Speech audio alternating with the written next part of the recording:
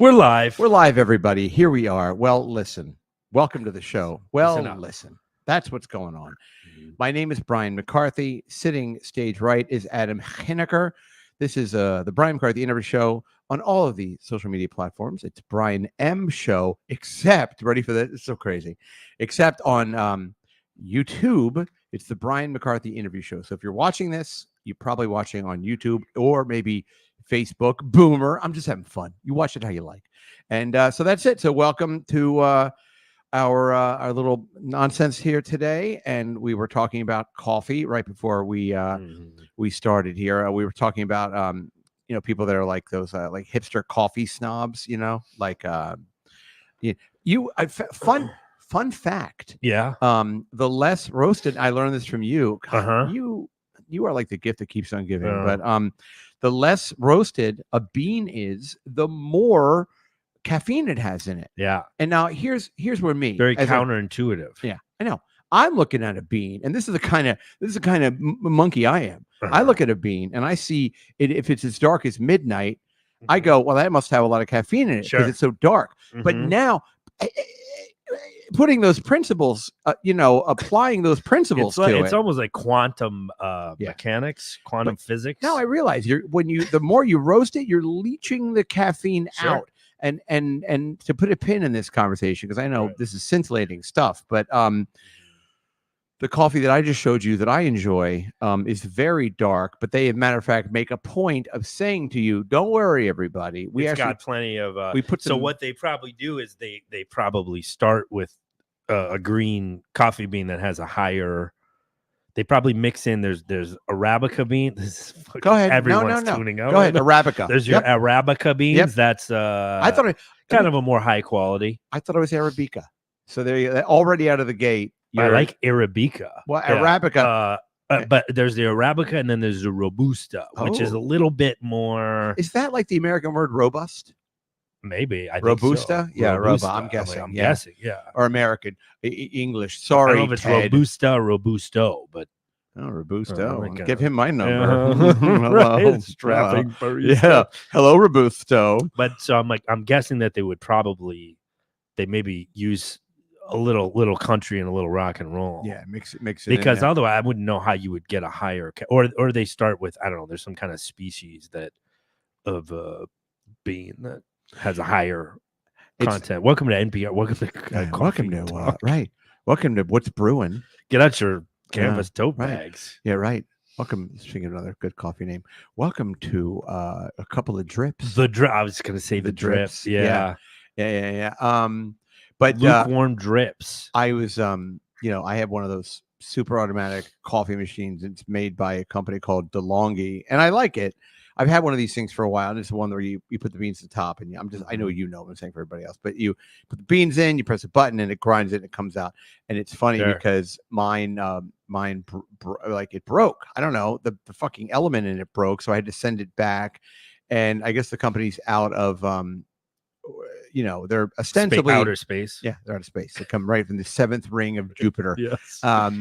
Took long enough, but I actually did that thing where I bought the extended warranty, which I like. Which I sometimes I don't know. I get annoyed when I do it, and finally when I was actually almost happy the thing broke because I went on Amazon. I was like, did I buy that fucking stupid Assyrian warranty thing? And I did.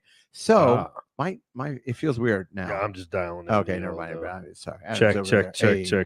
He's on the 1-2. He's on the techniques. Yeah. But what I did was submasters going here. 1600s. So what I did was the thing broke. So I called it Syrian, the company, and they were like, sent me this fucking box. And they were like, all right, put the thing in the box and we're gonna send you the part back. Okay, fine. So I get the part back, but the part was clearly like a refurbished part. It was like they had like fucking duct tape on it. So I just called DeLonghi and I got their customer support number, and I got some girl on the phone, and I was chatting her up a little bit, and I said, and she sounded like she was African American. Okay. And I said, so where are you? She goes, I'm in Miami. And there's a traditionally very urban area of Miami called Liberty City. I've heard of it. Yes. which is now known as the Design District.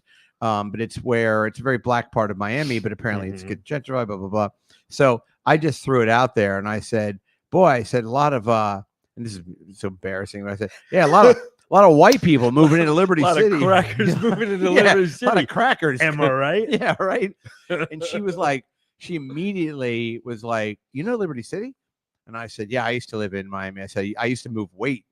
And she started laughing. You actually said you moved weight. Yeah. Oh, yeah, wow. I just threw it all. I threw it right at her. Why not? I gave her all the. I hope this call was being monitored for quality assurance. It was like a Gatling gun of nonsense. Yeah. I said, yeah, I moved a lot of weight when I was down there. I said, I had to move up to Broward. And then I threw this one at her. I said, you know what they say, when you leave Dade, you bring the American flag. And then she laughed. She goes, isn't that the truth? And then she goes, you know what? I'm just sending you a new machine. Just forget it. It's fine. Oh, wow. Yep. There you go. So my racial pandering once more paid off. Nice. So, you must have sold it. Yeah, that's pretty great. Or maybe she was just happy that you were trying. I was like, they still sell them hog necks down there in Liberty City. That's tasty ass hog necks. Got some chitlins up in there. She was like, all right, listen, buddy. Now you're too much. You went like Icarus. You flew too close to the sun. Well, welcome to the show. I guess. Oh, hey, a little bit of housekeeping. Were you able to check the YouTube? Did our numbers with the watch numbers go up? Little bit, but listen, folks, because people are watching. I think we're at like 1,800. We need to get to 3,000. Okay, so how do people do that? Let's infomercial this. What do you do? So here's the best thing to do. Go ahead. Would be what's the best thing? If you want to go back and watch some of the back catalog. But what if I don't want to watch them? Literally just click on a bunch of them and just fucking hit mute and just let it play. So open some tabs with that. Yeah, I don't know. Get on a laptop, or we're getting in trouble with YouTube. No, it's fine. So if you can, please go on your laptop, open some tabs, and just run the shows. I'm not asking you to watch them again and again and again, but if you just run them in the background, it really helps us because we get to 3,000, and I believe we get an oven mitt. So we're very excited about that. So we got to cash in our Marlboro miles, our Camel Bucks, and we get like a NASCAR themed jacket. I think, but we have to share it. They don't give us two. No, not anymore. They're very a NASCAR a Camel Joe Kitty play set pup tent. I know I've talked about this before, but I talked to you about the bartender's ball ever. No, bartender's ball. Okay. No, this was wild. Sounds great. This was. I'm telling you, this was fucking crazy. And I feel like I may have mentioned this at some point. I'm not saying that, whatever. We talk so much bullshit here, but so there used to be, remember Camel, right? They still make Camels. Sure. Camels, right? Yeah. Well, Camel used to have this thing, and they started, I mean, this is, even for me, is going way back, like 91, 92, 93.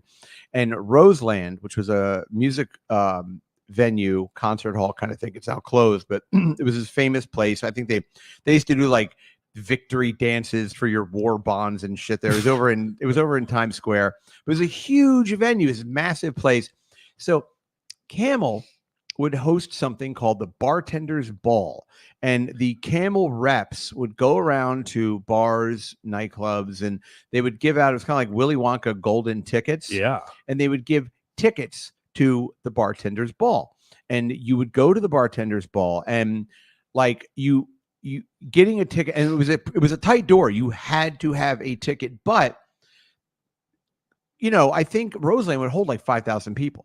So it was a fucking jam, but you had to have a ticket. So every year, I only think 3, maybe 4 years I went. I think they had to, I don't know why they had to stop it. And this is when maybe they were stopping. Maybe you couldn't sell, make Camel cigarettes for children anymore. Right. Joe Camel was getting in trouble or around the time that the cigarette machines went out. Something like that. Yeah, exactly. Right. Around the time that the Joe Camel cartoon hour. Could you imagine if they had those now?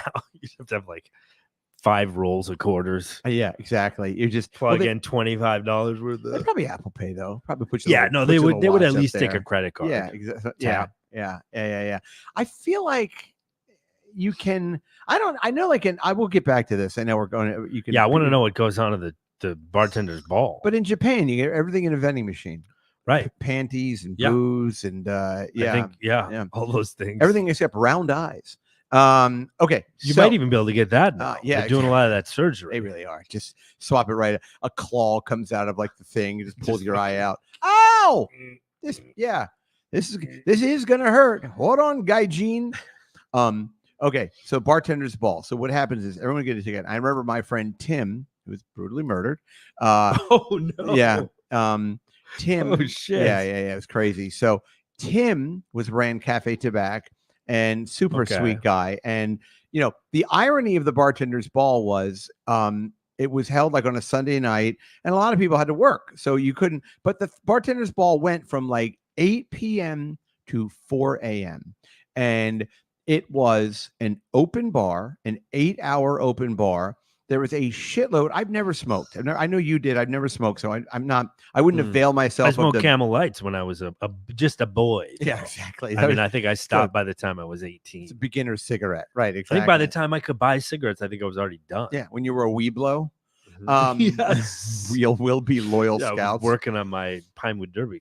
Sure. So, but in the bartender's ball, I remember like the first time I went, and I kind of felt like, remember that scene in Pinocchio when Pinocchio is about to turn into a donkey? Like he goes to that island with the kid with red hair who's like, "Come on, Pinocchio, let's smoke a cigar." And the what's his name? Yeah, shows up. The little Jiminy Cricket is like, "I don't know, Pinocchio, this guy seems like bad news." And he goes, "You're like old tomatoes. Nobody wants you here." And he hits him away. And remember this big fat Italian guy? Like and they all turn into donkeys. It's a very dark part of the cartoon. Vaguely, I remember this. It's been a long time. It's been a very long time, if ever. Yes. Anyway, doesn't hold up. But no racist crows like in Dumbo. Oh no, look at Dumbo here. He's that's right. They had like doing crows were like real jive turkeys. Yeah, shit, Dumbo, you ain't gonna fire that big ears on you. But the thing about Dumbo, which is funny, is like now when you crows had kids all over town. Yeah, shit. Why don't you go see your own children? You're like, oh, that's a little on the nose. But yeah, come on, guys, please. What's funny when you watch that stuff on Disney now, there's a fucking disclaimer in front of it. They're like, this was a different time, everybody. Right. Just remember. Yeah, right. Before you watch the Mickey Mouse short, Hitler, it was right. Okay, so bartender's ball. You got. I remember vividly. You get there, go in. As soon as you walk in the door, there are these smoking hot girls just walking around, like those cigarette girls. You know, the big thing. So free cigarettes all over the place. Free cigarettes. Just free cigarettes. As much as you want to smoke. You want to smoke? You want to smoke it? Want to take a puff, throw it out, get another one. And they had the wides, the reds, the fucking the lights. I mean, a veritable rainbow of lung cancer. So they had all of these cigarettes, and then they also had full buffets everywhere. And when I say full buffets, I mean carving stations. Yeah. Like fucking like past hors d'oeuvres. And it was a party. Boy, like a prime rib carving station with ashtrays. So you could have enjoy a cigarette while right. The guy carving put it out on a spiral ham. Put it out in the horseradish cream. Put it out in the spiral ham. Yeah. Like the guy carving it is also smoking, right? He's got one of his trachea 100%. It's just hanging off of his, it's dangling off his mustache. It's a thick cloud of blue smoke 2 feet off the ground. So smoking everywhere. Bars everywhere. Okay. I mean, a bar every fucking and is there live entertainment or there bands? Oh, I'll get to that. Oh, wow. And I know it sounds like I'm Shriners bullshitting. there? Are there little tiny cars? First year I'm there. You know who performed? What year? This was 1992. 1992 bartender's ball. I'm gonna go REO Speedwagon. Just because I'm thinking like it's somebody they could get, but like, dude, you ready for this? Okay, Blondie. Oh wow, they fucking paid for Blondie, who, by the way, 92, Deborah Harry, still kind of hot. You know what I mean? Like that's only 10 years after. I was thinking weirdly, even though this happened in New York City, I was thinking something less metropolitan. I don't know. Like, Yeah. But Blondie, interesting. Yeah. And doing the hits too. Yeah. Like, I mean, and a full on, and it was, and I mean, it could have been Blondie. It was so smoky. It could have been Blondie. Could have been Taylor Dane. I don't know. Right. You know, it's like very smoky. But I just remember that. I mean, just food, cigarettes, beach towels, Blondie. Love it. I mean, just for and this is all sponsored by Camel. Oh, so it's a Camel event. Like Camel's.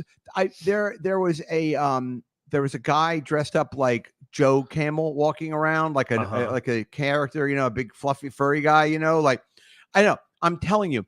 And then it was funny because the first year they did it, nobody really knew like if it was going to be. It was kind of like people were like, I mean, this in my circle of like nightclub people. This is when I was working in nightclubs and bars and that kind of thing. And people were like, I got this ticket to something called the Bartender's Ball. Yeah, like, I didn't even know it was going to be like I don't know what it is, and fuck it. And this is just a big open event space, or is there? Yeah, it's like a Hammerstein ballroom. Got you. I mean, like huge. A big ass ballroom, huge.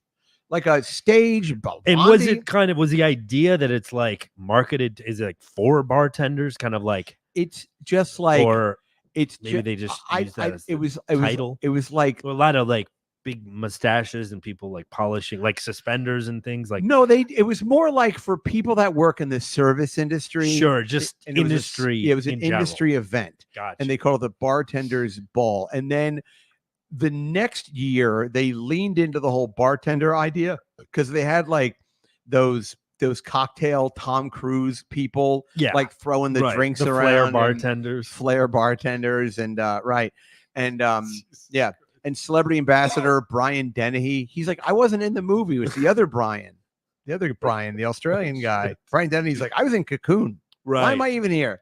Hey, $5,000. It's a living. Yeah, that's right, exactly.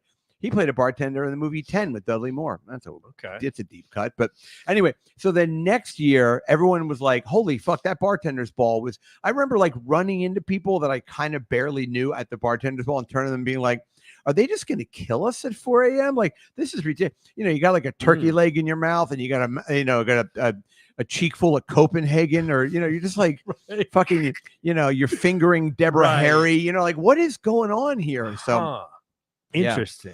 And I was smart because I remember I brought a prodigious amount of cocaine, and so they're not patting people down. Oh no, quite the contrary. If you didn't have a gram of coke on you, they gave you one. Yeah, right. Joe Camel, you need a bump? How you doing? I'm a camel. What do you want? This will be all right. This will help you. Smoke more. Right. You think you're smoking a lot now, so yeah, and then I remember I sold some to people. I brought like extra, so I made like money. And then the next year, it was the Bartender's Ball, and that year, 93, the musical act was Public Enemy. Oh wow! Yeah, and again, doing the hits. Interesting. I mean, I guess that would be. I mean, for service, because I'm not thinking of it as service industry people in New York City. I'm just thinking of the Camel part. Yeah, and for some reason, then I thought of it as more of a bridge and tunnel situation, but it's actually in the city. It didn't make any sense. Like it didn't. I don't understand. It was almost like the marketing people were like went to whatever proprietary company owns Camel and was like, well, if you think about it, I mean, if you just break down like who smokes the most, it's like everybody in the service industry smokes. I get it, but to throw like a thank you for smoking party. It's basically thank you for. They probably like the market is probably so dense here that I wonder if it's like especially back then. Right. But I almost think kind of like we were talking about the hookers places by your house that got busted. This probably contributed to like people being like, all right, smoking is out of control here because like, you got Joe Camel on there's like an indoor ski fucking slope and there's people, there's a fajita station. Yeah, these people have like just too much money and come on, there's something's going on. Like Icarus, they flew too close to the sun. So there you go. But yeah, we were talking before the show. For those of you who don't know, or Adam lives in a brothel district in Queens. It kind of popped up right on the edge of it. If it were in the listing for my apartment, it would be like red light adjacent. Yeah, because you got to walk. You probably got to walk 10 blocks to get really into it. Okay. Yeah, maybe more. Okay. Yeah. I'm like about to say my address. Go ahead. I'll just say I'm Hooker Avenue. Yeah, where I am and the center of it is 30 blocks. Okay. Away. But these are not, again, this is very New York centric. Don't worry, folks. We'll get back to the coffee roasting talk in a minute. But these are like short blocks, or are they long blocks, like up here blocks? Just not avenues, but just just the shorties. Little shitty Queens blocks. Short blocks. Yeah, okay. Regular blocks. Regular blocks. Okay. Now, and it was before, up until when the whole thing kind of get raided? I think it was, I saw a thing on the news. It was a few weeks ago. Maybe So prior to that, though, you were telling me you couldn't even walk down the street and make eye contact with these girls because they'd be like, "Soldier boy, suck a dick, or Rekka." Yeah, I mean, for a while, this was a couple years ago, but there was 2 of them with it just in my walk to the grocery store. Wow. So, because I'm right where it starts. Okay. But like it crept. Sure. It crept my way. Uh-huh. It used to be 30 blocks away, and then it crept to where it was just starting to begin by me. But Eric Adams apparently was there, and they shut everything down. That is the problem with Vice, is if it was, and I do not have a problem with Vice. What I mean to say is, if they, let's just say all this shit was illegal, if they made it legal and they made a zone and they said, okay, from this block, from block A to block J, from block J to block M, from block M to block R, from block R to block Z, that is the prostitution zone. Right. Okay. In that zone, you're going to have your and a lot of cities have like a red light district. Sure. But they basically did. Well, the problem is that if it's illegal, it just expands. It gets bigger and bigger and bigger and bigger and bigger, crazy, until it just gets too big that it's untenable, and then you shut it down, and the whole thing goes down, and it's just going to move somewhere else. So if they managed it, you know what I mean, like kind of like when they have a forest fire, when you like manage the old growth, you know what I mean? Like you just kind of, you say, all right, like I know, like I've never been, I want to go to Berlin. I keep hearing people talking about Berlin. Oh yeah, I hear it's pretty hip there. Yeah. You like to get your cocksocks in the park with me? Hello. Welcome to Berlin, where everything goes. The Germans are not allowed to even be Germans. We're more like Luxembourgians. But yeah, like they have like a red light district there. They have like, there's areas that have a red light district that are like Sydney, Australia. Prostitution's legal. Did you know that? Yeah. I think all Australia and New Zealand, it's legal. Well, you know why it's legal? Because that accent, you cannot get a boner. Right. Hey, you want to get your cock sucked? Hey, hello? You like getting your dick sucked? Want you pick her? Your pick is hard, eh? Look at you. Here's hard. Your cook is jumping like a kangaroo. Hello. Mm-hmm. They had to legalize it. The whole fucking country the whole continent was just like so high strung. Yeah. That they couldn't. You got to get a nut off to get the economy going again. My blokes are all bottomed up. We're all bottled up, my blokes. Hey, my cane of Foster's is going to explode. Oh, but what I mean to say is that I feel it's unfortunately. Did you know, like in San Francisco, they came very close to legalizing prostitution? Really? Like, it was on the boards where they were going to like. That would be the place. I feel like that's the kind of the tip of the spear for like. Have you been to San Francisco? Yeah, not since 1999. Though. Okay. Yeah. So I'm sure it's changed. Have you heard of the Tenderloin? Sure. Yeah. So for those of you who don't know, San Francisco is a fucking weird town because like you have downtown. It's not a big city. I mean, it really isn't. It's I mean, it's a huge Bay Area is a big area, but it's like but San Francisco proper is. I don't know if it's on an island. I wonder if it's compared to like Manhattan. I wonder how. Oh no! I mean, it's much smaller. Well, the island of Manhattan only has about 1.5 million people. I mean, that's when but I think San Francisco, proper, that's because that little whatever it kind of juts out into the Pacific Ocean, I guess. But that area is not very big. My point is that they have like a downtown there, but right in the middle of downtown, like right where there's banks and hotels and where all the bullshit you'd see in a regular city. There's like the raunchiest, nastiest, and it's called the Tenderloin, which is a great part of, which is a great name for a part of a city, but like, and it's It's single room occupancy hotels. Oh, It's massage parlors. Do you remember the Mitchell brothers? I don't think so. The Mitchell brothers were the guys that they were the brothers that they were the pornographers in the early 70s that created Behind the Green Door. Okay. And yeah, there's a movie made about them years ago with Charlie Sheen and Emilio Estevez.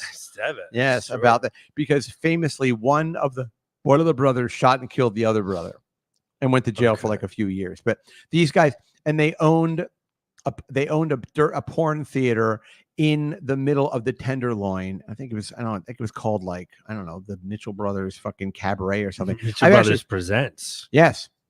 These girls aren't even wearing a smile. But the thing about it is like, so the Tenderloin, so it's wild. So you'll be walking, you could be in San Francisco, you're walking down the street and they'll be like, beautiful, beautiful, beautiful little fucking Irish coffee. They sell Irish coffees. Apparently, it was invented in San Francisco. Oh, really? I didn't know that was a thing. Yeah. And so you go walk around, and it's very touristy. You make a right, and it's like people shooting up and hookers and fucking nonsense. Which I love all that stuff. So it's fine. Hookers and nonsense. Hookers and nonsense. Sure. Yeah. I remember walking down, and it's all really run down. But I think it may be like landmarked, so they can't knock it down. So it's an odd thing. For some reason, like they can't get rid of the Tenderloin. Like it's one of these things where it's like, I don't know if the architecture is protected or I don't know why, but it's like it's right there. But I remember because we were there, Josh, we were there for a wedding. That's a long time ago, fucking 14 years ago, maybe 13 years ago. And that was the last time I was there. And we were there for a wedding, and I had an afternoon to myself. That's when that cunt cousin of mine blew me off. Wow. Yeah, a different cousin. Well, I tell you, my family, none of them like me except for Rob. Rob's all right, and Patty and Sean. That's it. God. Rob, Patty, and Sean. But yeah, no. When I went to, so my wife's friend got married again. That's all right. Just kidding, Michelle. You're all right. But she got married to this guy, nice guy, and and she's from the Bay Area, and so we went to San Francisco. And at the time, my one kid was like a baby, and the other one was like almost 4. So we stayed at the Four Seasons. That was very nice, right there, right in the middle of town. And then I have a cousin named Danny, very mean to me when I was growing up, and his shithead brother Jonathan, who lives out in Atlanta. Hey, listen. I hate them. I love that there's like a byline for every. Well, listen, I wish there wasn't. It's horrible. Yeah. Douglas burnt me with cigarettes. Yeah, exactly. Eileen. Right. Uncle Murphy. Horribly molested. Yes. But I'll be honest with you. I liked it. Yeah. You kept going back for more. Yeah, exactly. He said, I can keep a secret. Don't worry. I can keep a secret. He was like, how many times can a 54-year-old Vietnam vet ejaculate in you, Brian? All right. I'm done molesting you. I'm done. Okay, come back in a couple of days. I am drained. Oh man! I'm like, what? Can you just piss on me? He's like, what's wrong with you? You're 7.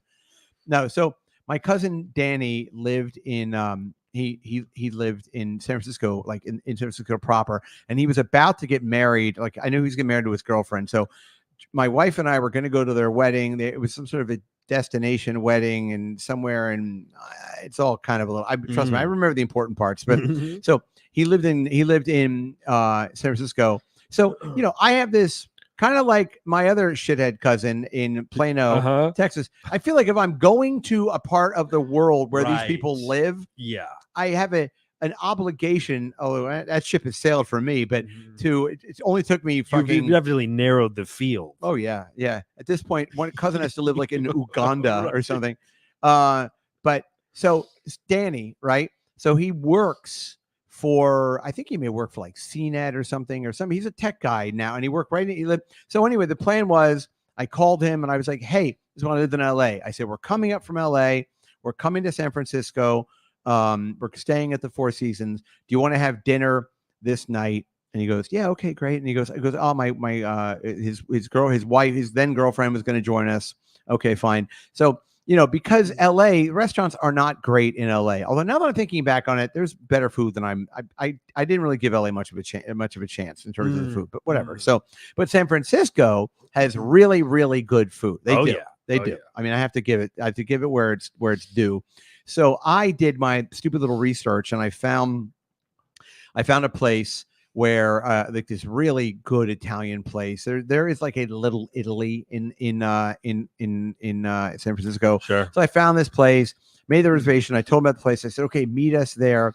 So he meets us there. We get there. Well, fucking place is closed because this second tier city, Monday night restaurants are more or less closed in San Francisco. Oh, wow. So I was like, motherfucker. So I'm standing in front. So Danny just goes, oh, let's just go to this place over here. I'm sure it's fine. I'm like, right. this is like I got a night to eat out here in San Francisco, and I don't want to waste it. Yeah, I'm not just going willy-nilly. Yeah. I'm that way with restaurants. I like to curate things. I'm not taking the choo-choo to the big city. No, exactly. To just go to like fucking, I don't know. Yes, we are Buca de Beppo. We are simpatico. Yes, right. I agree with you. Is Buca de Beppo the chain place where they give you the jug of wine and they mark off how much you drank? I don't know about that. It's the family style place. Yes. Because I think Macaroni Grill is another place like that. And that's a place where you order wine and they bring it to you and you drink it and they keep marking down how much. Oh, really? At the Macaroni Grill? That can be problematic for some people. That can be perceived as a challenge, maybe to some people. It's like, what is it? The Great Outdoors or Uncle Buck? The old 96er? Yeah. The old 96er. When the first thing you say to the waitress is, how much has anyone ever drank in one sitting? If that's your opener, before she even says, hi. And do I get anything if I break the record? Is this prize-based drinking? Right. Yeah. Before I even hear, hi, I'm Cindy, I'll be taking care of you tonight. Yeah. I go, oh, what is this grease pen for? Oh, I mark off where I'm going to finish? Yes. All right. No, we won't be. Wow, a big jug. Yeah. They bring you a big jug. Bring me a scoop of gelato and leave the wine here. My wife's sobbing into her hands. Yes. Yeah, exactly. It's happening again. All right. Brian. So we get there.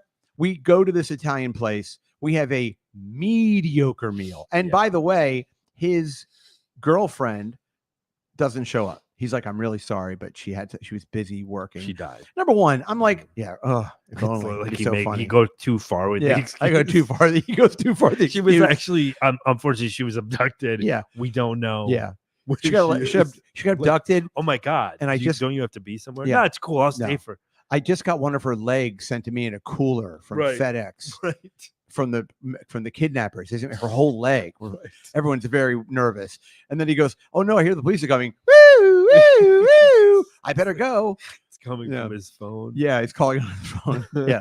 Oh no. Oh shit, she died. Wait, didn't you just say she already died? Yeah, but they resuscitated her. She died again and they're clearing. Oh no. Anyway, that place looks good.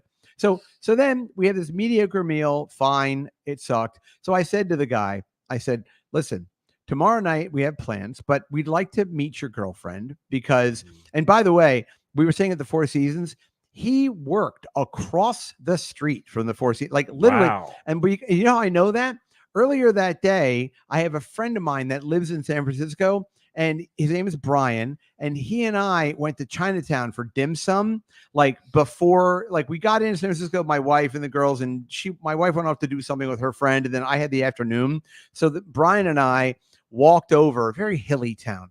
We walked over to Chinatown, had dim sum. As we're walking through San Francisco, I run into my fucking cousin on the street. Yeah. Like how random is that? It's not a big city. For sure. But like, and I was like, all right, hey, Danny, I guess I'll see you in a few hours at dinner. Okay, fine.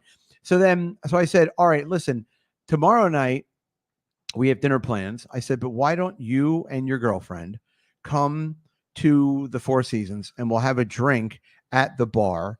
And we can say hi to her because at the time Jocelyn and I and the girls were going to go to their wedding. So I was kind of like, you know what? If we're going to go to this fucking stupid, although I had a destination wedding, I know, but some dumb destination wedding, and we're going to do this thing, then we should meet them ahead of time. It would be nice to have a little context when we actually go to the wedding and blah, blah, blah. This is when I still thought family meant anything, but that's all right. So I go, okay, Four Seasons. You know, when you look at the window of your cubicle right there, when hey, when your bag lunch in the refrigerator, hey, which one of you nerds ate my dietary lunch? Right. Like, yeah. Right. So when you look at the window, you see that hotel. That's what we're saying. So we'll meet there at 6:00. Okay, great. Never shows up. Wow. No call, no show. And you said is a cousin? Yes, cousin. Wow. My Aunt Meme's son, the Aunt Meme, who when the night she found out that I was going to go blind, asked my mother to tell me not to tell Danny and Jonathan. Wow, Yeah. that one. Yeah, quite. So she's a real. They're all of them are. Howard County is built above the fucking ninth circle of hell. I'm convinced. Wow. Yeah, anyway. So she's a thoughtful gal. Yeah, they're all very. Not Everyone's a lot of navel gazing with those. I don't know. Lordy, I don't know what I've done to these people to be treated so horribly, but there you go. Mm-hmm. I guess. Hey, you know what I always say? Living well is the best revenge. Sure. That's how I look at it. Yeah. Yep. So anyway, so that was a thing. So it didn't go and blah, blah, blah, blah, blah. But, it's funny. Have you ever seen the movie Death Wish, the Charles Bronson movie? Don't believe I have. It's a crazy movie. Okay. And it's on Netflix. So I recommend. Death Wish. I'll watch it. I was going to recommend you pull up. I know we don't really, it's hard to like pull up clips and that kind of thing, but like the movie, I'm not, by the way, they made Death Wish 1. And then after Death Wish 1, they got ridiculous. It was like 2, 3. By the fifth one, Charles Bronson's 9 years old. He's in a rocket ship and he's flying around. But Death Wish 1, it's a very interesting movie because the movie takes place in New York City in 1972. Okay. And the premise of the movie is Charles Bronson is a mild-mannered architect. Okay. Wife, single daughter who is newly married. They live on Riverside Drive. Okay. Which, by the way, the whole movie is shot in New York City. When you're watching this, if you happen to know what like Upper West I love Side, watching old stuff that was shot in the whole New York movie. City. Yeah, like I don't know why. It's like I see it every fucking day, but I'm like, ooh, look at that. Oh wow, everything back then was in black and white. Even current stuff though, I'm like, ooh, that's the fucking Columbus Circle. I know that's Sephora. Yes. Oh my god. Oh my god, that's the Keels I just went to. Yeah. Wow. Yeah, it's even weird. in this movie, people have enlarged pores. It's really stupid. Yeah, yeah. So anyway, but the movie is crazy because it starts off where you got Charles Bronson and he and his wife are on vacation in Hawaii, and they come back from this vacation, and everyone, by the way, everyone's got these giant collars. Everyone's so ugly, like huge collars and these giant, like those neck. I don't even know how you would tie that tie where like the big ones. Yeah, the huge one. It's like the size of like a grapefruit, the knot on top, and it just goes and it's just polyester. You need 3 people to tie it. Well, not Charles Bronson. This guy's a man. And he's got that weird little fucking weird mustache. Like, I have no idea where Charles Bronson is from or his ethnicity. So they go to Hawaii. They come back. And the first thing his boss says is, "Don't you hate coming back to this shithole of a city?" And then his like Charles Bronson at the beginning, he's kind of like a New York booster. He's like, "Come on, New York is great. This city's great." And then his coworker comes over and goes, "In the week that you were in paradise, 45 people got murdered on the subway." And Charles Bronson's like, "Well, city will come back. Don't you guys worry." Like he's right. Well, spoiler alert. The next scene is his wife and daughter are shopping in the grocery store and they're walking around, and there are 3 young hoodlums just running around the grocery store, toughs. Like throwing cans of like, I don't know, beans and shit, screaming at people. Right. I mean, they make New York out to be like Mad Max or something. Like and by the way, you know who the lead hoodlum is? Jeff Goldblum. Oh, wow. Jeff Goldblum plays the lead hoodlum, and he's running around. And I actually, when I watched this, oh my God, I was like, how old is Jeff Goldblum in this? He was 21 years old in this movie. Jeez Louise. Yeah. And he's running around with these other 2 guys, right? And what happens is when the Charles Bronson's wife and the daughter, when they buy their groceries, they have them delivered, and the delivery guy writes down her address. So they're like 482 Riverside Drive, and they write in a piece of paper. And the 3 hoodlums walk down and they look at the piece of paper and they look at the 2 of them. And Jeff Goldblum, who's really hamming it up, like licks his lips and he goes, "Oh yeah, mama, I'm coming for you." Yeah. He's got a lot of that weird 70s. He calls him mama a lot. Yeah. That scene is worth it. Just this that you're describing is worth watching the movie. So then, yes, we're gonna rob you. See, right. Yes, right. okay, yeah. Let's just say I hope there's not a fly on the wall. Yeah, hand me that can of beans or can or like how he like has this very like you're not far off. Like he weird like smart guy stammer that he does. He looks like he's about 6'8" and he weighs about 90 pounds. Like, it's wild. So anyway, so now Charles Bronson, who's at work now, he's an architect. He's working on some development in Tucson, and Charles Bronson's wife and the daughter, they're in the home now, and they're just, I don't know, they're just fucking around the house, right? They're actually like looking at pictures of it's actually like so telegraphed what's going to happen. They're like looking at pictures of their trip to Hawaii, and they're like, look at our wonderful life. Nothing's ever going to go wrong. And then you cut to like Jeff Goldblum and the two street toughs. One of them is Brian Dennehy. No, it wasn't Brian Dennehy, but they see the three of them, because it's a doorman building. They see like a downstairs entrance to the building, which, by the way, I don't know. That seems to me, that's a bit of a reach. Like, you would think that door would be locked, but that's fine. So they get in. The next scene is they're knocking on the door in their apartment building, and you see the eye at the door, and they open it, because these two women aren't expecting anything. They're not expecting Jeff Goldblum and their two friends to rape them. Jeff Goldblum comes in immediately, and he goes, "Quiet, mama. You know why we're here, mama." And he calling her mama, and he keeps calling her mama. And he goes, "Oh," and then he has the line, "Mama." This is the greatest line. Yes, mama. He goes, and he looks at her, he goes, "You know what you are? You're a rich cunt." Oh, you know what's funny is I was just gonna say Ted wrote "goddamn rich cunts." Yes, Jeff Ted. Goldblum. I was like, yes, pretty Ted. sure he was quoting. Yes, yeah. He goes, "Goddamn rich cunts." I hate rich cunts. And then his buddy throws her down on the couch, and mama. Oh, Ted, I'm so glad that you're involved in this now. Ted knows. And the one guy rapes her, and then the other guy's got a can of spray paint out, and he's going around. Yeah, I mean, these guys got are to tag in the apartment. But he's not tagging in a way like he's not doing like sure, he's just it's not, there's no method to it, you know. It's there's no stripes art, there's no art. He's just it really is the definition of graffiti. So anyway, so that whole thing happens, and then the weirdest thing is, so then that whole thing happens, right? Police come, they take him away, wife, daughter, and then Charles Bronson's still at work. He gets a call from his son-in-law, and I don't know, Ted, I don't know how like recently you saw this, but one of the weirdest things in this movie is Charles Bronson's son-in-law calls him, and Charles Bronson picks up the phone. I mean, I just saw this like last night, and he goes, "Hey," and the first thing his son-in-law goes is, "Hi, Dad." Now, number one, I have a father-in-law. Right. If I called him Dad, I don't think he would ever talk to me again. This is his father-in-law. Yeah. He goes on. Yeah, the dad to the father-in-law is obnoxious. And he calls him Dad like 70 times. Like, he calls him Dad over and over and over and over again. "Come on, Dad. You know Dad." I'm like, how many times was Dad in the whole script? A little thirsty, I think. Like, what happened to your own dad? Right. Did Brian Dennehy kill him? I think even if you don't have one, I don't know that. I would still, I think, call him Greg. I don't think I would.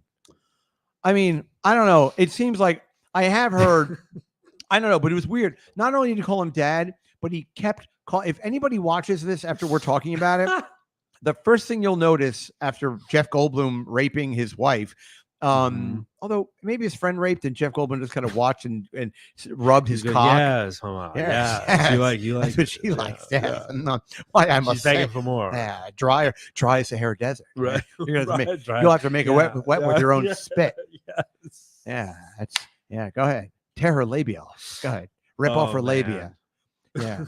Chew on I'd watch that guy do anything. Yes. And you can so I would. He also is in Annie Hall, and he has a very small part in Annie Hall. But anyway, that's neither here nor there. I don't know if he's watched the Super Bowl at all, but I believe it was this recent Super Bowl. But what am I, some kind of fag? Of course I watched the Super Bowl. There's a time where they put the camera on Jeff Goldblum in the audience. Just look that up. That's you guys' homework, and it will brighten your day. Okay. I mean, it is just like the most adorable thing you'll ever see. You know, it's funny. I actually know a screenwriter who worked on a project, and Jeff Goldblum was the actor in it. Okay. And Jeff Goldblum was such a pain in the ass that they fired him. Oh no, that ruins my. Well, I mean, I think he's probably. I could see him being very difficult in a very weird way. And I told you, right. I worked in a hotel, and I was his private bartender in a hotel room for a week. So really, I didn't know that. When he made the movie, how am I just hearing about this now? When he made the movie Holy Man, okay, with Eddie Murphy, okay, which took place in Miami. They shot the movie in Miami, and the whole cast stayed at the Tides Hotel. Okay. And I was a bartender at the Tides Hotel. This is 1997. And I was a bartender there. And I showed up to work one day, and I just got the job there. I showed up to work, and my boss was like, listen, you've got to go up to, like, they have these like hotel rooms that have plunge pools and stuff. Like, Okay. I don't even know. I was always like on the ground floor. I never even went up into the hotel. Sure. And he goes, listen, you have to be, these rooms come with like staff. You're going to be like the staff bartender for the room. So I was like, okay. So I didn't know what to expect. So I went up there, and I get there, and I had to set up, and they were like, the guest is out of the room. He'll be back at 3:00, blah, blah, blah, blah, blah. So they set up, I had this little bar. There's like an outdoor pad, it's like a, hotel room, big hotel room, big 1-bedroom hotel room. And then there's like a pool with a balcony deck thing, a lot of sun right on Ocean Drive. And there's a pool there, and there's a bar, like a wet bar. And I just set up the wet bar, blender. And they're like, he likes smoothies, and nobody tells me who the fuck this guy is. And I'm just kind of standing there. All of a sudden, Jeff Goldblum just comes in a Speedo with like a fucking 20-year-old model. Like, yeah, that sounds about right. Yeah. And he looks at me, and I don't think anybody told him I was going to be there. I think he had no idea. And I'm not good with famous people like on a good day. And I just looked at him, and he looks at me. And by the way, like, okay, this is a big hotel room, but even a big hotel room is still a hotel room. Right. Like, and the bar's indoors. It's not out on the bar is on the patio. God, okay. It's a covered, but there's enough. It's like a covered area with like 2 seats, and me. So just to break the silence, I just said, hi, Mr. Goldblum. I'm working the bar here. If there's anything you'd like, please let me know. Sure. And I'm just standing there, and he's just kind of like nodded, like, I don't know, weirded out probably, because he probably want to get his asshole eaten by this Ukrainian runaway or whatever. Yeah. So the funniest thing was, so now I'm just there, and I'm just standing there. And the two of them are like having a weird kind of romantic, I don't know what, but it's like 14 feet away from me. Holy shit. Yeah. So I did one shift there. It was about 4 hours there. So you just hung out for 4 hours. Stood there. You stood there. Did they? And it's just those two. That was it. So you're just like he got cutting limes. Like the limes are fucking like thinner the better. Razor thin. You're cutting limes. You're trying to and they wanted keep busy. Nothing. And they wanted no drinks, but he didn't go like, "Hey, sport, go ahead and take the but you're out on the patio. They're inside. No. Well, they were going in and out, but it was a bright sunny day. Gotcha. And I don't know. She's jumping in the water. He's jumping in the water. They're having like muted fun because I'm there. You know what I mean? Like, they're trying to get it going, but like I'm there. I'm standing there. So after like my shift, I like leave and I go and they actually sent up like another guy to pack up all the limes. I just kind of left. I didn't have to do anything. I didn't have to carry the blender down the stairs or anything. Like I just kind of left. Well, because the next guy's gonna need it. Well, it was like they were breaking down. I don't think it was a nighttime thing. It was like a daytime cabana bartender amenity. Got you. Yeah. Wow. But it's you would think that. Yeah, I mean. So then the next day, I just wonder if there was any thought put into it of like, should we let the guy know, like we don't need him, or was it like, let's not say anything because he's probably getting paid to be here, so like we don't want to. I don't think clearly nobody knew what to do the first day, but the second day, I showed up and I told my boss, I was like, listen. I'm happy to, I'm a team player, but like, but I think I'm impacting Jeff Goldblum's experience here at the harshing his mouth. Yeah, exactly. Imagine he came over, it's like, all right, you take the mouth and I'll take the asshole. Okay. We're going to spit roast this bitch. I almost feel like it doesn't seem very Goldblum-y that like, no, he just let you stand there for 4 hours, but I don't understand the context. He was just they were in and out. They just kind of ignored me enough. It would have been weirder if he was like, so what's your name? That kind of thing. Like they just ignored you think that would have been weirder. But because then I'm in the narrative. Then I'm like part of the day.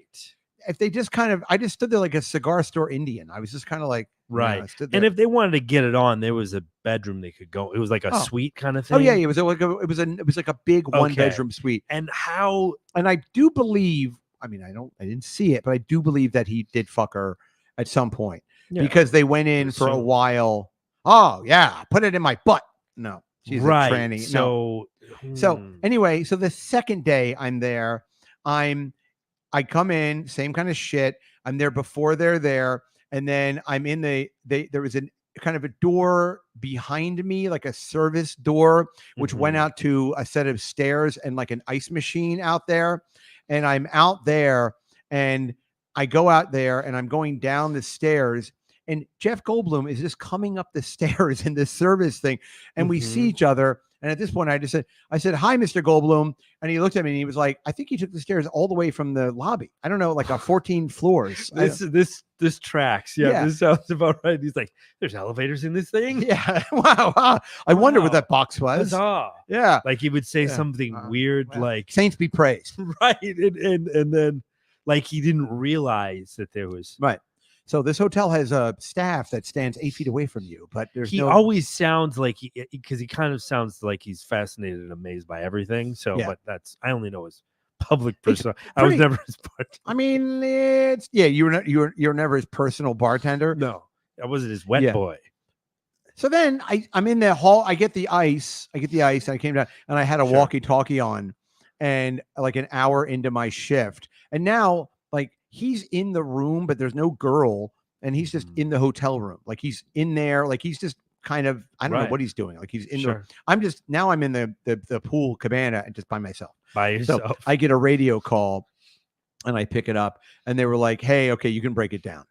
Okay. And this time I did break it down. I called, and there was a service elevator, and I just broke down the whole. I broke down the whole. I guess he must have. And how long were you in there before you got that? Like 90 minutes, probably. Okay, so it took a day.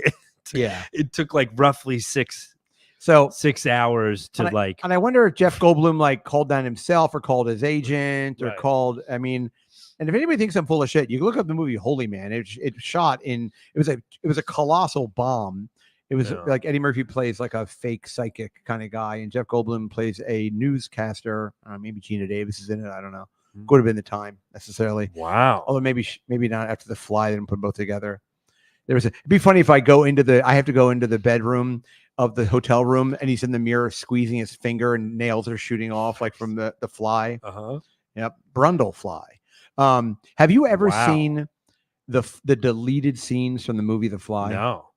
If you go on YouTube and you search The Fly deleted scenes, there's about 6 minutes there's a scene where when he's like late in, like when he's like Superman kind of smelly, but still human, Jeff Goldblum, when he fucks that whore. But after that, then when he calls Gina Davis and his ear falls off, I've seen the movie 100 times. Yeah, I've only seen it a couple times. Oh, it's great. Maybe once. Totally. It's a great movie. I mean, it really is a great movie. And then at the end of the movie, he's like, when he's about to like break open and actually turn into an actual fly, there's a scene where he has a baboon that the other is, because in the beginning of the movie, he takes a baboon and he puts it in the teleport thing. And on the other side, the baboon turns inside out. So then he realizes, well, this is going to be a problem. But he fixed that. But anyway, in this deleted scene, as he is the fly monster, he takes the baboon and he takes a dog and he throws the baboon and the dog into the teleporter thing, and he turns it on and it comes out, and it's this hideous baboon dog thing. This is a deleted scene. Yes. Okay. Yeah. And no. And it died, and it comes out and it's going like, it is so fucking disturbing. And I can see why it didn't make the movie, but it is a wild deleted so scene. The art department had to do all that. It didn't even make the. I'm sure somebody was like smoking a cigarette afterwards, being like, "This is not going to make the movie. This is GROSS. This is not going to make it." I don't even know why I bothered buying all that strawberry preserves. That's what we use for the dog guts. Strawberry preserves. Right. Little known fact: Smucker's strawberry preserves make great dog guts. So anyway, that was what. Inside track. I did find a new type of pornography that I'm enjoying. Oh, good. Okay. I don't know if I have to be honest. I did enjoy it. We can all read between the lines if you know what I'm talking about. Once, kind of almost under protest, but I just want to see if I could finish to this. Under protest. Okay. So, because lay it on me. I go, I'll get over here. I will. But what I Googled was, because I've done a variation on this before. I Googled or voice searched. Yeah. American tourist porn, homemade amateur vacation, sex, cream pie. Gotta always throw in a cream pie there. Just okay. Kind of, yeah. You want them to finish it. A little pepper on your salad, as it were. And so what has happened in the past is you get these very interesting, like these girls. It's usually like a couple, and they're Americans, and they'll go to like they're on like GoPros or iPhones and with selfie sticks and things like that, and it's like a video, like what do you call that? Like a video vlog or a video of a vacation. A vlog. Right. But it's very much produced. And then in while they're on this vacation, they're fucking in various hotel rooms. Right. There's one where there's like an Asian girl that speaks French that I found. She's super hot and she goes around. There's another, there are these, I don't quite know what sequence of words I've used to like actually dial in on those in particular. And then if a lot of them are like European and they're just always annoying because it's always like in like a beefa. Thank you, Ted. A beefa. And it's they're not speaking English, and that's kind of that. But so this time around, and sometimes, you know, you get on that first page. I decided just to go right to the 5th page. Okay, you skip right to 5. I just I got way under the hood. I wanted to see. Yeah, usually they get further away from your criteria. Well, here's the thing though. When you put in like 11 different words into that search, sure, then HAL 2000 doesn't really know. You don't know when you go to the 5th page and you say like cream pie, vacation, hot ass, big tits, fake pregnancy. It just starts to, you get into, by the time you get to the 5th one, it's like, you know, you're watching, you know, Police Academy 4. It doesn't know what to do. Watching Bobcat Goldthwait. Yeah, exactly. That weird character. Well, you've really run a series into the ground when even Steve Gutenberg punches out. Yeah. He's like, guys, I'll make 5 of these. Can't do it. I'm not making a 6th. Right. I'd rather do community theater. I'm starting to think we're on fumes here with these ideas. Right, yes. How many times does somebody get blown under a podium? You'd be surprised. Let's run down and say hi to some folks. Oh, but I didn't tell about the porn yet. Oh, yeah, please. So super quick. So, and then I'll bang this out. So I get to this thing and you have a little description and it goes, and there's a description of what's going on. This guy goes, I paid this crackhead $20 and she told me that I didn't have to wear a condom. And I was like, oh, this is intriguing. So I clicked on this. I'm listening. And I'm telling you, if these people are actors, they should just get a wheelbarrow full of Oscars and just. Usually, here's the thing, because I've stumbled across some of this, and usually the crackhead thing is, I mean, I haven't clicked on many of those. Yeah, I can tell by the thumbnail that it's genuine. Yes. I mean, it really, I mean, like it's like a fucking emaciated, like yes, very much fucking 50-something woman in like a 50-something sleeper cab. But she's probably really 23. Right. But she's a lot lizard, so that's like Oh, I should dog ears. I should Google search lot lizard porn. Ooh, dude. I'm surprised. Well, I mean, I just found this literally last night. Right. Okay. Exactly. Look up lot lizard porn. I'll do the same. Hey, wife and kids, could you take the dogs on a walk for 7 hours? Right. Let's report back next week. I'm clicking on this, and it's exactly what you said. It is a woman who looks rough, like little wrinkled tits, skinny, rocks bad and socks. Yeah, bad tattoos, small yet saggy. Let me tell you why I knew I was watching The Real Deal, because at the very beginning there is some small talk, right? Because I think what it is it's as simple as this guy goes and finds some woman, gives her $100, $200, $50. I don't know. Was it in a car? Well, there were some in the car because I got into a bit of a rabbit hole. It's always in like a car or like a Motel 6. This looked like to be an apartment because the guy had a sheet on top of his sofa. So this looked like a series that the guy. Yeah, there's a lot of production values there. Exactly. Not bad. He went to Marshall's. Yeah, craft services. You know, what's funny? There was a guy in the corner bartending. Yes. It was at the Tides Hotel. Wet bar. Right, exactly. Cabana boy. Cabana boy. Yes. Do you have a butane torch for my here's the thing. concubine? Is, if Jeff Goldblum were going to ask for something, you wouldn't have it. Oh, yeah, exactly. Like, it's something you would. I need an ermine cape. Yes. What? Okay, that's gonna take a while. Could you sear a couple of blood oranges? And, yeah, right. It would be like. I'd like some pureed dragon fruit. Right. What? I don't have that. Guy, I'm sorry. I have like bananas and stuff. Right. Oh, my good man. Yeah. So they're in an apartment. They're in his apartment, and it opens up with, and the guy, by the way, is like big kind of heavy belly. Like, and he's just holding his phone or camera. I don't know what it is, but and he's got it on the girl. And here's why I thought it reeked of authenticity, is because it opens up with her using like a paper towel and like doing something, like wiping her pussy, like before they started, a little hooker bath, maybe. Yes, a little French bath, as they call it. Sure. Before they even started. So it was almost like she was wiping somebody else's cum or sweat off herself before she started this scene, or Let maybe me get that for you, honey. I tell you one thing, very nice woman.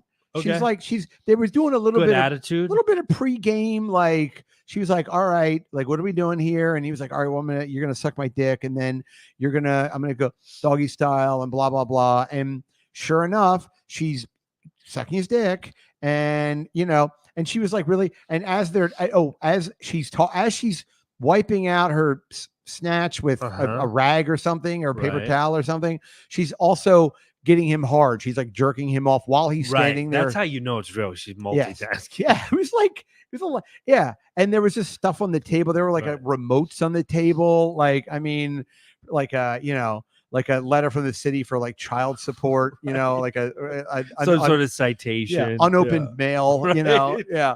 I was just like, and sure enough, they get to it. And then she's like saying nice things about his dick, which is part of getting him hard. She's like, "Oh, this is a nice cock on you," and he's like, "Yeah, thanks," and then they had, and then here's cock you got here, Mr. C. Yeah, nice guy. Well, I should be paying you $8. Right. She gives him the real Eddie Haskell treatment. Yeah. Oh, Mr. Geez, I don't think you can fit this whole thing in me.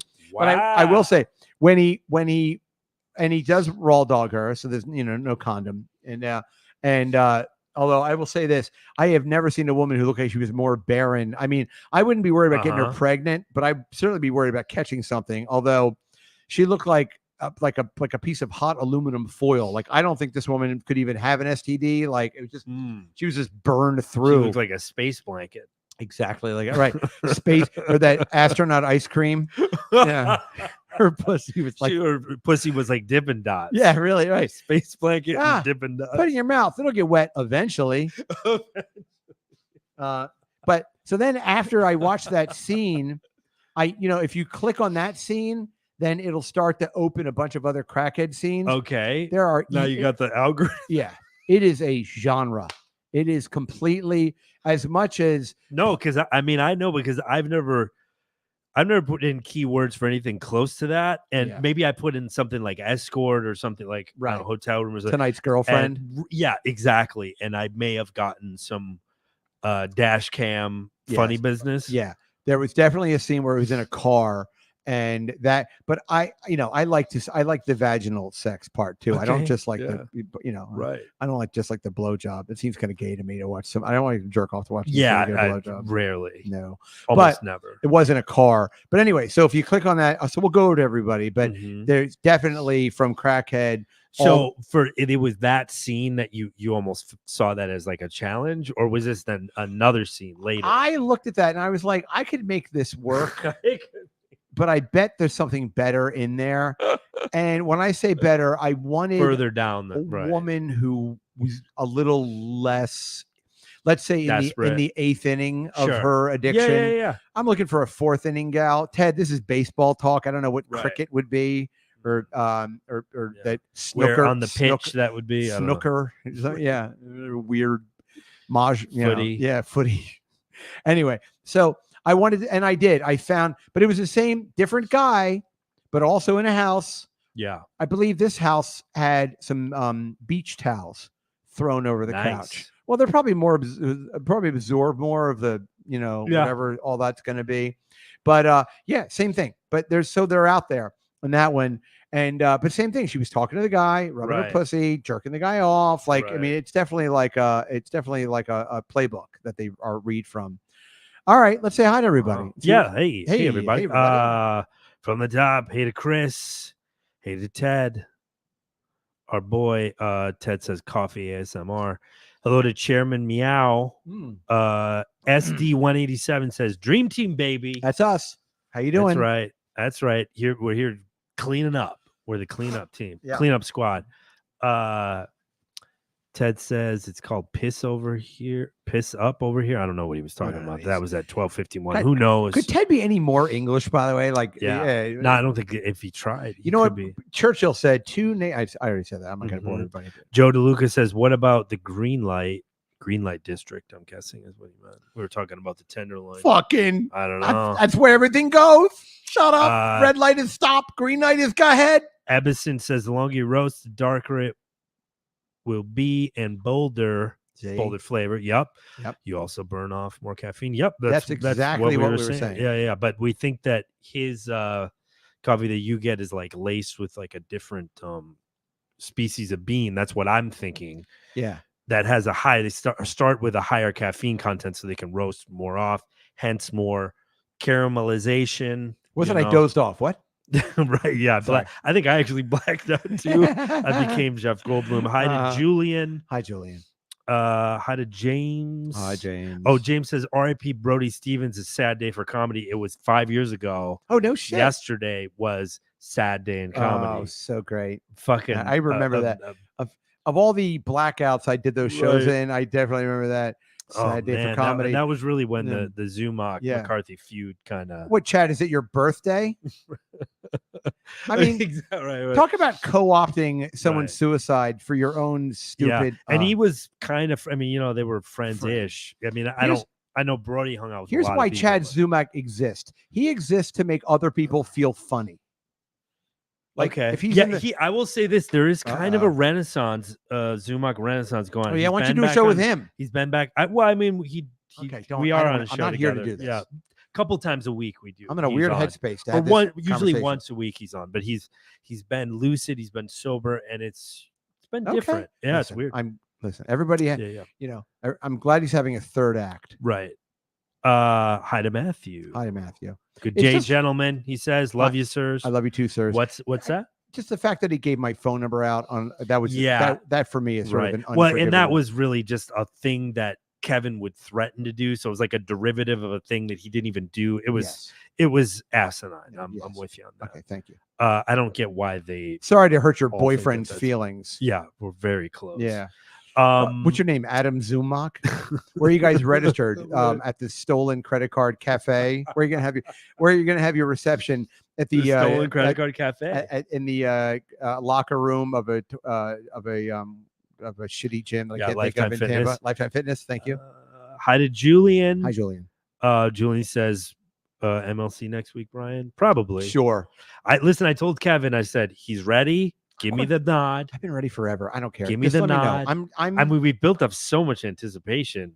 It's almost kind of fun. Right? We're edging you. We are definitely edging you. Let's see. Oh, Ted said, did he tip? Talking about Jeff Goldblum. No. Didn't even order a drink. So no, he did not tip. I can answer that. Oh, Jason says coming to NYC next Saturday. Oh, cool. Okay, great. Hit me up. Yeah, let's hang out, Jason. Yeah, let's do it. Want to come on maybe? Yeah. Oh, wait, no, he's coming Saturday. No, so can't do. Yeah, probably I think not. I should be around. Let's see. Decline says, hello, ladies. Hi, girl. Hi, girl. Let's see. Such terrible posture. Who else? Anything relevant, relative? Chris. No. Yeah, that's it. Hi, Okay, everybody. that's enough. Hi, everybody. Thanks. Oh, Nick. Hey to our buddy Nick. Hey, buddy. Hi, Nick. Hey, just a couple of things. In terms of the Patreon headshots, I got the. I got the proof. You got the proof. The orders back. are coming in, baby. Fast. We got an order from Japan. Hello. Yeah. Uh-oh. So okay, so here's the deal with that is that I have the proofs, and then I made the mistake of involving, by the way, if you've been with the show for a while, Sasha Knopf, who is also a photographer. Okay. I sent them to Sasha because she's a headshot photographer, and I said, "Hey, take a look." To give a pic. Oh, so they're going to be curated. They are curated, but she's charging me, so it's not like a free she thing. Is? Well, I listen. I feel like if somebody does something for a living, just pay them. Yeah, okay. You know, I didn't realize. I just thought it was like a friendly. Well, she's doing retouching. It's a whole thing. Oh, okay. So I didn't know she was doing retouch. I thought you just were like, "Here's 8. Which one do you like?" I thought that's what you were. She's actually retouching. She's retouching, but not too much retouch. You don't want to do too much. Post-production. Yeah. So, and as a matter of fact, she did send me the one that we were going to go with, and then she called, and then I actually went ahead and ordered the prints. And then the next morning I got up and I got an email from her, and she said, "You know what? I think your hand is too white." So I was like, "Oh, fuck." So then I had to cancel. It's okay. I canceled the print order. So, nothing ever gets decided by committee. And, but we should have this whole thing wrapped up. I think a week from today, they're going to start going out. Okay, cool. Yeah. Listen, people are patiently waiting, so it's all all good. They're excellent for any dartboard. Yeah. Yeah. So, all right, that's it. And remember, the YouTube thing, if you can do it, terrific. Yeah, thank you. As much as you can fucking play. We need those watch hours, all it is. Baby. We need those watch hours. No sucky, no fucky. That's what we say. And then, and then that way you can just have it running in the background, open some tabs. I know a lot of you are watch this from a public library computer, so just go to set all of them up. Start it and fucking leave. Yeah, go into a Best Buy and just fucking go. I did that once. I went years ago. I went into a Best Buy, and this is like when the internet was still pretty new, and I went into a browser. And I just popped open hardcore gay porn. Okay, fine. And this is like, and just had it on, and like people don't know how to turn it off. People walk by, they're like, "Oh my god!" Yeah, you hit full screen and just fucking walk away. That's fun. I F9 that motherfucker. Mm-hmm. So, all right, everybody, thank you. We're gonna pop over for the Patreon. So, thank you. Have a lovely day. Yeah, Patreon.com/Brian McCarthy if you want to join. Get on there, get a headshot. Get on there. Please join because thank you. All right, we'll see you soon. Bye. Love you. Bye.